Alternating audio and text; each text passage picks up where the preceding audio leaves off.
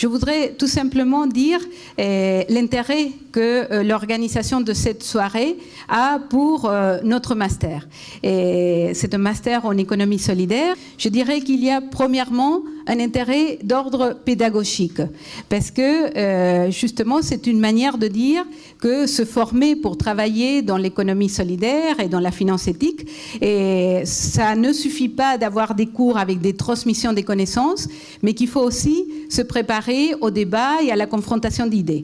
Ensuite, je dirais qu'il y a un intérêt par rapport à la rencontre, parce que Éthique et Investissement, c'est avant tout un lieu qui met ensemble et en dialogue deux univers, deux publics, deux mondes, qui sont le monde des congrégations et le monde de l'entreprise.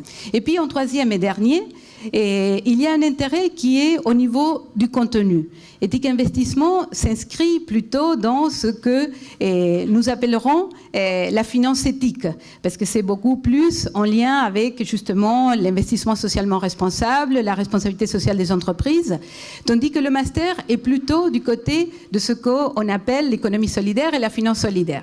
Et je pense que là, justement, on a tout intérêt, et nous, master en économie solidaire, de pouvoir rencontrer ce monde de la finance éthique, de l'investissement socialement responsable, parce qu'il y a beaucoup de convergences en termes d'objectifs, même si on travaille avec des entreprises et des publics différents. Pour nous, c'est effectivement très important de faire ce type de pont. Alors pourquoi avons-nous choisi ce thème ? Parce que, bon, on a tous en tête évidemment l'affaire du Rana Plaza il y a maintenant plusieurs mois. Depuis, il y avait déjà des choses qui se faisaient avant sur ce sujet des achats responsables, mais ça a donné, je pense, un coup de fouet à tous les travaux dont on va vous parler tout à l'heure.